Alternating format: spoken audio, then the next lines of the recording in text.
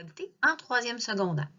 On va s'arranger pour que ce soit visuel, facile, puis on va vous donner des trucs pour être capable de réaliser les probabilités. Donc, les probabilités, ça relève du hasard, c'est des jeux. C'est souvent ça va être capable de savoir c'est quoi nos chances. Donc, ce qu'on veut savoir, c'est qu'est-ce qu'une probabilité? Une probabilité, ça se trouve à être le nombre de cas favorables sur le nombre de cas possibles dans une expérience. Fait que, par exemple, si je prends le lancer d'un dé, au lancer du dé, c'est quoi mes chances d'avoir le 1 sur le dé? Il y a une seule face, puis au total, le dé a 6 faces, donc j'ai une chance sur 6. Le nombre de cas favorables sur ton nombre de cas possibles, c'est ce qu'il faut que tu fasses. Donc, moi, j'appelle ça le nombre de chances de gagner sur le nombre de chances totales. Un événement, c'est un sous-ensemble des résultats. Si je te donne un exemple, c'est ce qu'il y a de mieux pour te faire comprendre la situation, c'est que dans un jeu de cartes, c'est quoi la probabilité de piger un as? Donc, mon événement, si je le décris, je le mets par une lettre majuscule, A 2 points, et j'ouvre les guillemets pour être capable de décrire mon événement. Moi, ce que je veux, c'est piger un as. Donc, je vais vouloir savoir, c'est quoi ma probabilité de A? A étant mon événement, piger un as. Donc, je veux mon nombre de cas favorables sur mon nombre de cas total. Donc, mes chances pour, c'est 4 sur le total de chances, c'est 52. Donc, ça va vous donner, simplifié, 1 sur 13.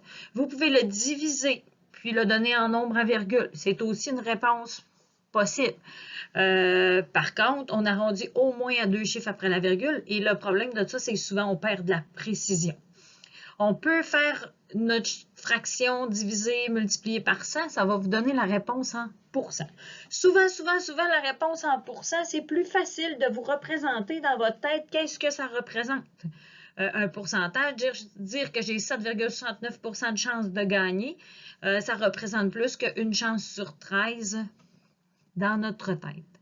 Donc, si je suis en pourcentage, la probabilité va toujours être entre 0 et 100%, 0 étant la probabilité impossible. Donc, ça veut dire que tu ne pourras pas, ça n'existe pas. C'est comme si je t'avais demandé c'est quoi la probabilité d'obtenir le 7 sur le dé. C'est impossible.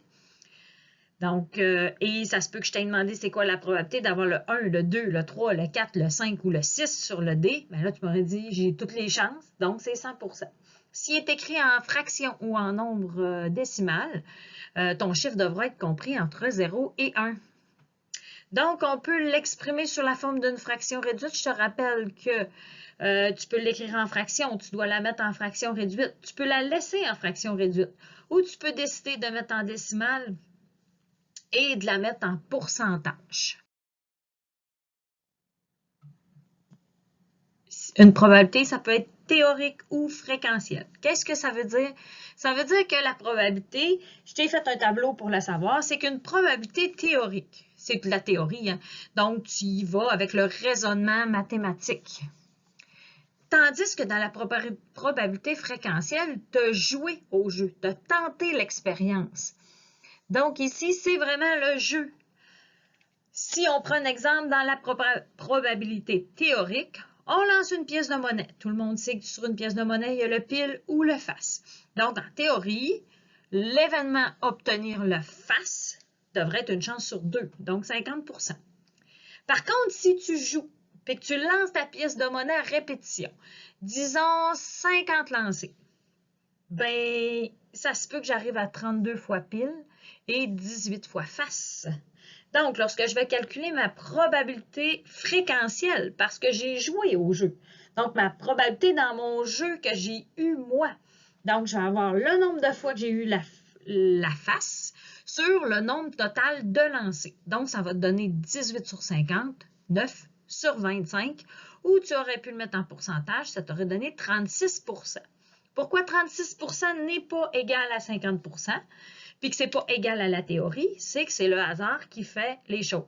Par contre, Je t'ai ajouté que ici, plus le nombre de répétitions de l'expérience est élevé, plus la probabilité fréquentielle s'approche de la probabilité théorique. Donc, plus tu vas répéter l'expérience, plus tu vas faire de lancers, plus tu risques de t'approcher du 50%. L'univers des résultats possibles. On l'entend souvent. Il y a une super vidéo sur Télé-Québec que vous pouvez aller voir sur l'univers des possibles. Qu'est-ce que c'est l'univers des possibles en statistique? C'est l'ensemble des résultats possibles. C'est toutes les réponses possibles. Par contre, tu sais que l'écriture mathématique, elle est souvent difficile et symbolique. Donc, le symbole pour l'univers des possibles, c'est oméga. On le lit de cette manière-là. Je vais te donner un exemple parce que c'est le plus facile pour que tu sois capable de comprendre. Si je te dis le lancer d'une pièce de monnaie, c'est quoi l'univers des possibles? Donc, l'univers des possibles, c'est oméga est égal. Et lorsqu'on prend on écrit nos réponses, on doit mettre une accolade. Donc, pile, virgule, face. On sépare nos résultats, nos réponses possibles par une virgule et on les met entre accolades. Si je te mets un deuxième exemple, choisir un jour de la semaine, oméga va être égal, puis là, tu vas ouvrir ta parenthèse, à lundi, mardi, mercredi, jeudi, vendredi, samedi et dimanche. L'univers des possibles, c'est pas très difficile, sauf que l'univers des possibles, ça te donne le total de résultats. Ça va? Donc, c'est toujours ton chiffre en dessous, donc ton dénominateur. Maintenant, voici un exemple. Si on lance un dé à 6 faces numéroté de 1 à 6, les cas possibles, donc oméga, l'univers des possibles, c'est égal à 1, 2, 3, 4, 5, 6. Si par contre, je veux calculer une probabilité, donc prenons l'événement A que je décris en disant que je veux obtenir un nombre pair, pour trouver la probabilité de A, il faut que je détermine c'est quoi un nombre pair. Donc, c'est le chiffre 2, 4, 6 sur mon dé qui vont être les cas favorables. Donc, je peux écrire l'ensemble des résultats en disant que A, l'événement A, est égal. Et là, je mets encore entre accolades les réponses possibles 2, 4, 6. Donc, la probabilité de A, et là, vous n'oubliez pas de mettre un P majuscule et de mettre en parenthèse l'événement où on aurait pu écrire avec des guillemets dans notre parenthèse, on aurait pu écrire « obtenir un nombre pair », mais on préfère, nous, d'en écrire le moins possible quand on est en mathématiques. Donc, on prend les chances de gagner, c'est 3, sur les chances totales, c'est 6. Donc, la fraction, c'est 3 sur 6. On se rappelle que les fractions, on les simplifie. Donc, la fraction irréductible, c'est 1/2. Si tu avais voulu la mettre en pourcentage, tu divises et tu fais fois 100, ça va te donner 50%. Si on fait un autre événement tout à fait différent, donc que je voudrais obtenir le nombre 4, c'est mon événement B, on appelle ça un événement élémentaire parce qu'il y a une seule réponse. Donc, si je détermine l'événement B, c'est qu'il va être égal à 4. Et comme je nomme les résultats possibles de mon événement, j'oublie pas de les mettre entre guillemets. Maintenant, la probabilité de B, c'est les chances pour. Donc, les chances d'avoir le chiffre 4, c'est 1 sur le nombre de chances totales. C'est 6, donc ça donne 1 sur 6. Pour trouver le résultat d'une probabilité, vous savez, trouver le résultat d'une probabilité à une étape, c'est le nombre de chances sur le nombre de chances totales. Tandis que lorsque je veux une probabilité à plusieurs étapes, moi, je trouve que le plus facile, puis là, surtout que l'enseignant n'est pas là, le mieux, c'est peut-être de prendre un diagramme en arbre. Moi, je trouve que c'est la solution la plus efficace et la plus visuelle. Donc là, dans mon premier exemple, le diagramme, il va arriver tout fait, tout monté. Je vais t'expliquer comment il fonctionne. Sauf que dans une autre page plus loin, je vais te montrer comment le partir puis comment le faire au complet. Donc, si ma question avait été, quelle est la probabilité d'avoir au moins 2 filles? Ce qui est possible. Donc, on dit avoir au moins 2 filles. C'est ce que je vais chercher sur mes 3 enfants. Donc, je veux un premier enfant, un deuxième, un troisième. Donc, si tu regardes en haut, mon premier enfant, j'ai le choix entre avoir une fille ou un garçon. Mon deuxième enfant, si j'ai eu un garçon, j'ai encore le choix d'avoir une fille ou un garçon. Par contre, si j'ai eu une fille, j'ai encore le choix entre une fille ou un garçon. Troisième enfant, je peux avoir une fille ou un garçon à chaque fois que j'ai eu les enfants précédents. Donc, ça fait mon diagramme en arbre. À chacune des branches, tu repars toujours, à chacune de celles-là, les choix possibles. Au bout, tu as vu les résultats. Les résultats, pour moi, c'est lorsque tu fais chacun des enfants. Le premier, le deuxième, le troisième, c'est quoi les combinaisons possibles que j'aurais pu avoir? Donc, j'aurais pu avoir un gars avec un gars avec un gars, un gars avec un gars avec une fille. Donc, un gars avec une fille avec un gars. Tu descends comme ça dans les résultats et tu vois que tu en as 8. Comment j'ai fait pour trouver qu'il y en avait 8? Donc, c'est pour trouver le nombre de possibilités. Donc, pour trouver ton nombre de possibilités, donc de résultats possibles, ce que tu fais, c'est que tu fais le nombre de choix possibles à chacun des résultats. Donc, je pouvais en avoir 2 au premier enfant, une fille ou un gars. Au deuxième enfant, je pouvais avoir une fille ou un gars. Et au troisième enfant, je pouvais avoir une fille ou un gars. Ce qui fait en sorte que ça fait 2 fois 2 fois 2, ça donne 8. Est-ce que j'ai 8 résultats? 1, 2, 3, 4, 5, 6, 7, 8, bien sûr. Pour trouver la probabilité d'un résultat, si je parle du résultat garçon, garçon, garçon, comment je fais pour calculer la probabilité? C'est qu'il faut que je calcule la probabilité d'avoir un garçon à chaque enfant. Donc, un truc, tu vas sur chacune des branches parce que j'ai déjà mis avoir un gars, j'ai une chance sur 2. Avoir une fille, j'ai une chance sur 2. Donc, sur mes branches, je ne vous l'avais pas dit, mais j'ai déjà mis les probabilités de chacun. Donc, j'ai une chance sur 2, j'ai une chance sur 2, j'ai une chance sur 2. Donc, tu vois qu'avoir garçon, garçon, garçon, j'ai une demi fois une demi fois une demi. On multiplie les numérateurs ensemble. 1 fois 1 fois 1, ça donne 1. 2 fois 2 fois 2, ça donne 8. Donc, ça me donne un huitième. J'ai répété la même chose pour tous les autres résultats. J'ai calculé la probabilité de chacun. Quelle est la probabilité d'avoir au moins 2 filles si tu as 3 enfants? On ne l'a pas calculé encore, on n'a pas répondu à notre question. Par contre, notre arbre est très visuel et va nous permettre de trouver les réponses. Je te remets le diagramme que j'avais préalablement fait. À l'autre page, je t'ai montré comment calculer. Donc, tu dois calculer la probabilité sur chacune des branches pour avoir la probabilité du résultat. Ce que tu fais, c'est que tu multiplies la probabilité d'avoir un gars au premier, d'avoir un gars au deuxième, d'avoir un gars au troisième. Donc, pour la probabilité d'un résultat, on va multiplier les probabilités à chacune des étapes. Donc, pour ce faire, pour calculer, il faut d'abord trouver les probabilités de chacun. On l'avait fait à l'autre page, donc je te les remets. Maintenant, il faut choisir les réponses possibles. OK, nos réponses possibles de 2 filles, c'est lui, lui, lui, et lui. Donc, je te les ai écrits. Les combinaisons qui étaient bonnes, c'est celle-là. Et là, ce qu'il me reste à faire, c'est d'additionner les probabilités de chacun. Donc, je te l'ai écrit. Il reste à additionner un huitième, plus un huitième, plus un huitième, plus un huitième, ce qui fait 4 huitièmes, donc une demi. Le diagramme en arbre. Maintenant, je vais te montrer comment le faire. Tu as pu le comprendre très rapidement, tu l'as peut-être déjà fait dans les années antérieures. Je te remontre comment faire. Donc, le diagramme en arbre peut être sans remise. Qu'est-ce que ça veut dire? Ça veut simplement dire qu'à l'autre étape, il va me rester un élément de moins. Je te donne un exemple pour être capable de le faire. Donc, il va falloir que tu sois prudent pour bien déterminer le numérateur de la deuxième étape et le dénominateur qui va être ton total. Avec mon exemple, probablement que ce sera assez facile.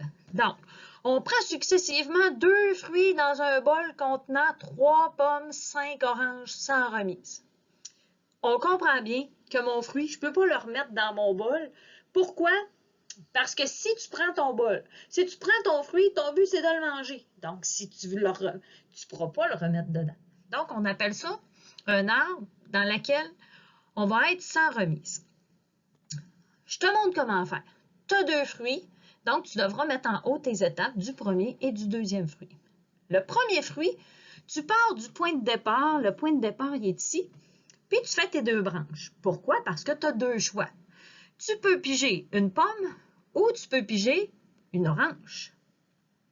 Au deuxième fruit, si j'ai pigé une pomme en haut, il faut encore que je me fasse 2 branches parce qu'il me reste des pommes et des oranges dans mon bol. Si j'ai pigé une orange en premier, encore une fois, 2 branches puisqu'il me reste des pommes et des oranges. Si maintenant, on se fait un dessin, on va se dessiner des pommes, 1, 2, 3, et on va se dessiner des oranges, 1, 2, 3, 4, 5. Donc, ce n'est pas les plus belles pommes et les plus belles oranges, mais pour les besoins de la cause, on va bien comprendre. Donc, si je fais ici que j'ai pigé une pomme en premier, on s'entend que si j'ai pigé une pomme au début, une pomme au début, je suis allée un peu trop vite. Si je mets ma probabilité sur la branche, au début, j'ai 3 pommes sur 8. Parce que j'avais 3 plus 5, ça fait 8. Les oranges, pensez pas que ma barre est faite, là. Les oranges, ça me donne 5 sur 8. Donc, si je veux aller à l'étape suivante, là, je la barre, ma pomme. Tu le vois visuellement, il te reste 7 fruits. Donc, il me reste combien de pommes? C'est ce que je dois mettre sur la probabilité sur la branche. Donc, il me reste 2 pommes sur 7. Par contre, si j'avais pigé une pomme, il me restait combien d'oranges? Il m'en restait quand même 5 sur 7. Dans l'autre cas, j'ai pas pigé une pomme. Donc, si je redessine ma pomme, hop, bon, elle est différente. J'ai pas pigé ma pomme, mais par contre, j'ai pigé une orange. Donc, tu vois facilement que j'ai 3 pommes sur 7 et que j'ai 4 oranges sur 7. Tu remarques à ce moment-là que le fruit précédent que tu as pigé, il n'existe plus. Il est en moins dans le bocal. Donc, tu dois diminuer ton numérateur et ton dénominateur doit diminuer de 1. Par contre, l'autre sorte de fruit ne diminue pas. On doit aussi aller mettre nos résultats possibles. Donc, on avait 2 sortes de fruits au premier choix, multiplié par 2 sortes de fruits. Ça donne 2 fois 2, 4. Donc, oui, ça a donné 4 résultats. La probabilité. Il faut multiplier, si on fait le premier, si on veut pomme-pomme, il faut multiplier la probabilité du premier fois la probabilité du deuxième. Donc, visuellement, c'est assez facile. Un coup de notre arbre est fait. On n'a pas besoin de raisonner à chaque étape. Donc, tu prends le résultat, tu prends les probabilités sur chaque branche et tu les multiplies parce que la probabilité d'un résultat, c'est la multiplication de chacune des probabilités des résultats. Donc, je t'ai ai mis. Tu vois que pour pomme-pomme, on avait 3/8 fois 2/7, ce qui nous a donné, on multiplie les numérateurs ensemble, 6 sur 56, ce qui me donne 3 sur 28, puisqu'on simplifie notre fraction. Si on prend le deuxième, on va avoir 3 sur 8 fois 5 sur 7, et ça nous donnait 15 sur 56. L'autre choix, 5 sur 8 fois 3 sur 7, ça a donné 15 sur 56. Et la dernière possibilité, 5 sur 8 fois 4 sur 7, ça a donné 20 sur 56, donc 5 sur 14. Tu vois, c'est visuel, c'est facile. On les voit, on a juste besoin de les remultiplier rendus à la fin. Si on répond à notre question, j'espère que vous allez la voir et que vous ne verrez pas juste ma face. On voit comme il faut. La réponse à ma question, c'était quelle est la probabilité, je te l'ai souligné, quelle est la probabilité de choisir une pomme suivie d'une orange? Donc, pomme suivie d'orange, c'est ce résultat-là. Donc, tu vois que ça donnait 15 sur 56. J'aurais pu te poser quelle est la probabilité d'avoir 2 fruits pareils. Pomme, pomme, orange, orange. Tu aurais additionné 3 sur 28 plus 5 sur 14.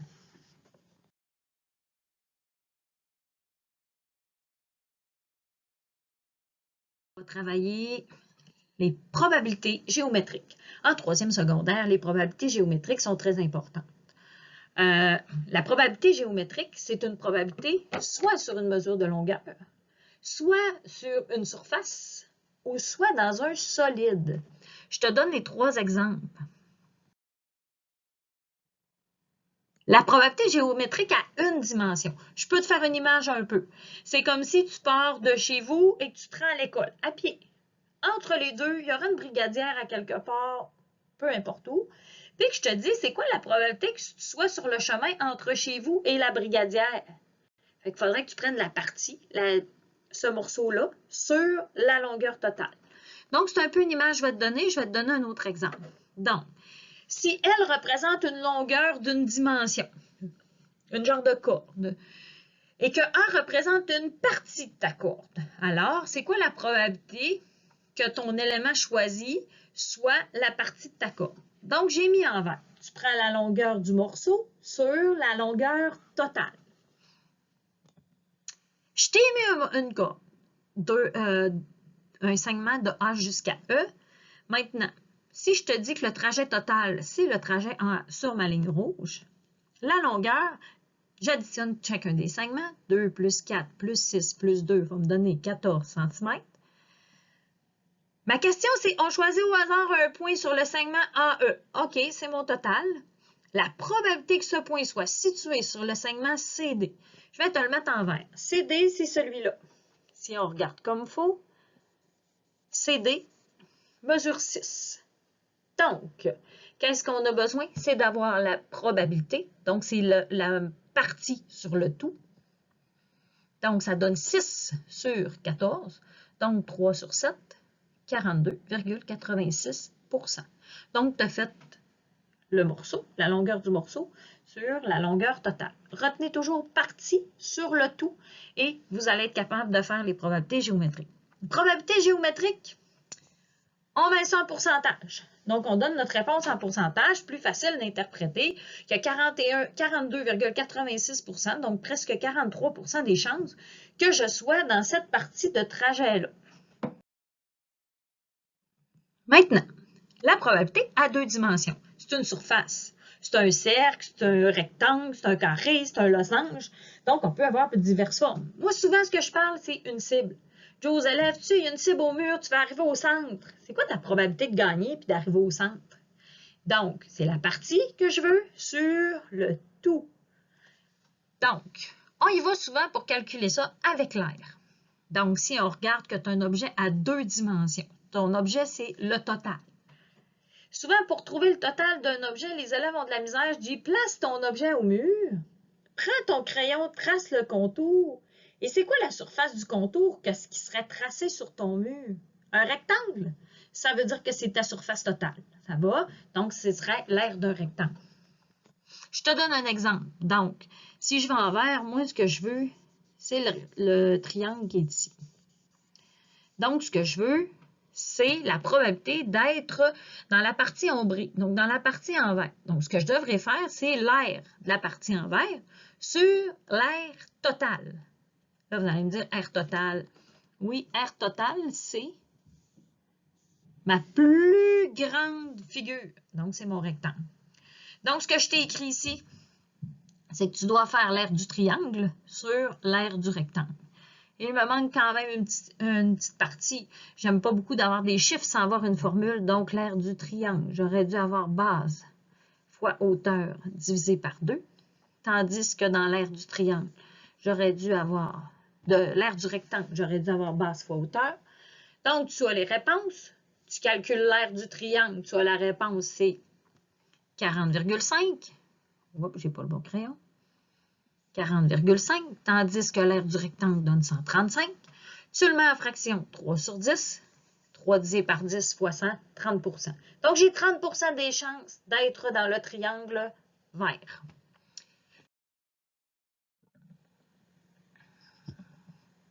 On choisit au hasard un point sur le disque.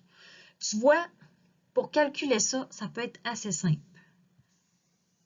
Tu le divises en 4 parties égales. Si tu es capable d'avoir des morceaux, tu peux faire, si je veux celui-là, tu peux toujours faire le nombre de morceaux,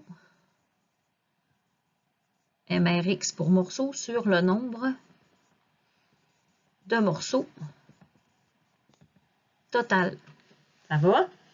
Donc, tu peux prendre le nombre de morceaux, la partie sur le tout. Donc, je sais déjà, juste en regardant ma figure, que ma probabilité va être de 1/4. Ça va? Par contre, tu peux utiliser l'aire. J'aurais pu prendre l'aire du secteur en gris sur l'aire du cercle. Tu as vu ça en deuxième secondaire. Ensuite, j'aurais pu prendre en degrés. 90 degrés sur 360 degrés. Ça m'aurait donné encore une fois 1/4. Donc, tu as plusieurs choix. Donc, l'aire de la partie ombrée sur l'aire du cercle. Maintenant, c'est soit en degrés, je te l'ai dit. Oups, je n'ai pas le bon crayon. Soit en degrés, soit en morceaux. Et tu mets ça en pourcentage. 1 divisé par 4, ça fait 25 %. Donc, j'ai 25 % des chances d'atteindre Et là, si je suis à 3 dimensions, j'ai un solide, j'ai l'intérieur. Moi, souvent, ce que je vois, c'est un aquarium. C'est un bel exemple. Puis je me demande, un poisson, c'est quoi la probabilité que le poisson soit situé dans cette zone-là, par exemple? Je te donne un exemple. Donc, ce que tu devras faire, c'est le volume de la partie dont tu veux qu'il soit dedans sur le volume total. Le volume total, c'est toujours le contenant le plus gros. Donc, si on veut la probabilité que le point soit situé dans la partie du prisme qui est ombrée. Donc, j'ai pris un prisme, puis la partie ombrée, c'est la partie centrale. Si je te parle de mon petit poisson de tantôt, ce que je veux, c'est que je veux savoir la probabilité que mon petit poisson se promène dans cette zone-là. Ce que tu auras à faire, c'est de calculer le volume de la partie ombrée, donc comme le prisme en gris, sur le volume total. Donc, si tu calcules le volume du prisme, l'aire de la base fois la hauteur, 8, ou longueur fois largeur fois hauteur, 8 fois 15 fois 35, ou 30 fois 15 fois 20, 30 fois 35, et là, tu calcules ta probabilité, ça va te donner 26,67 %. Je peux te donner un autre exemple. La probabilité géométrique à 3 dimensions. Donc, tu prends le volume de la partie dans laquelle tu veux être, la partie sur le tout. Sauf que là, c'est en volume. Je veux savoir c'est quoi la probabilité que tu sois situé dans la sphère au centre. Je te rappelle que la sphère, on a un... Je vais le mettre en jaune. On a ici le rayon. Donc, je te rappelle que le rayon, c'est la moitié du diamètre. Donc, on le voit ici, le diamètre, c'est la longueur totale. Maintenant, ça veut dire que le rayon va être égal à 10. C'est quoi la probabilité que mon point ou mon poisson ou mon objet soit dans la partie de la sphère? Donc, tu fais le volume de la sphère sur, je vais aller te le souligner, le volume de la sphère sur le volume total. Le total, c'est le cylindre, parce que c'est le plus grand contenant. C'est ce que tu as autour. Donc, le volume de la sphère, c'est 4 pi r3 sur 3. Le volume du cylindre, c'est pi r2. Vous calculez la mesure et ça va vous donner un pourcentage.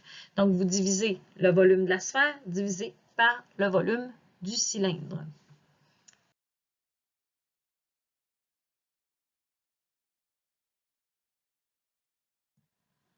C'est à toi de faire le devoir. Tu as un travail à faire. Capable de te débrouiller si c'est une probabilité géométrique, des longueurs, des aires, des volumes. La partie que tu veux sur le tout, le total, tu fais la proportion entre les deux, donc tu divises, tu le mets en pourcentage. Si tu as une probabilité d'un événement, ben, si ça a plusieurs étapes, fais un arbre. Si ça a une seule étape, ben, vas-y par déduction, le nombre de cas. le nombre de chances pour sur le nombre de chances totales.